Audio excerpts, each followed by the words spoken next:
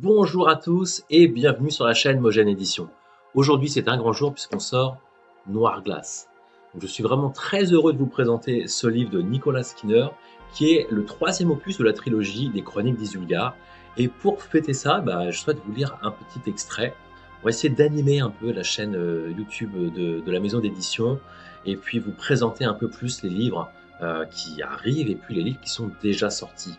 Noir Glace, c'est vraiment le troisième opus d'une trilogie de dark fantasy, donc attention, déconseillé aux moins de 14 ans, il y a certains passages qui peuvent être très durs, mais on est vraiment dans la veine du Trône de Fer ou de The Witcher. Si vous avez vraiment aimé ces univers-là, vous allez adorer les Chroniques d'Isulgard.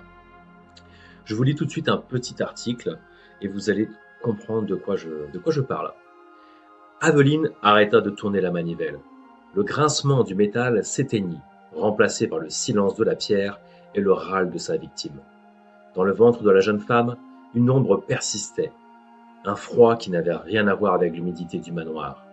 Une voix ténue, oubliée depuis des années, se glissa dans son esprit tel un serpent. Tu deviens comme eux, ou plutôt, tu deviens pire qu'eux.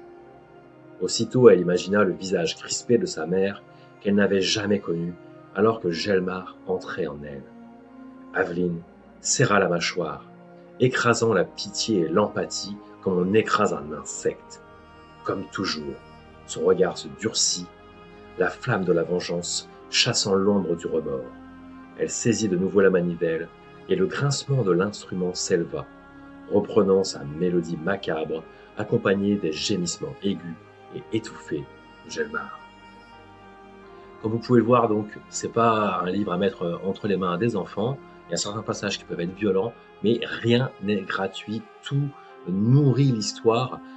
Et quelle histoire! On est sur 3 tomes de plus de 300 pages.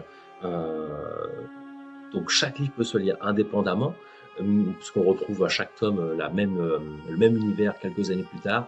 Mais on a plaisir à retrouver les personnages, et vous allez voir que les 3 tomes se s'imbriquent parfaitement, et que l'idéal, en fait, c'est de lire les 3 pour avoir vraiment l'intégralité de l'histoire.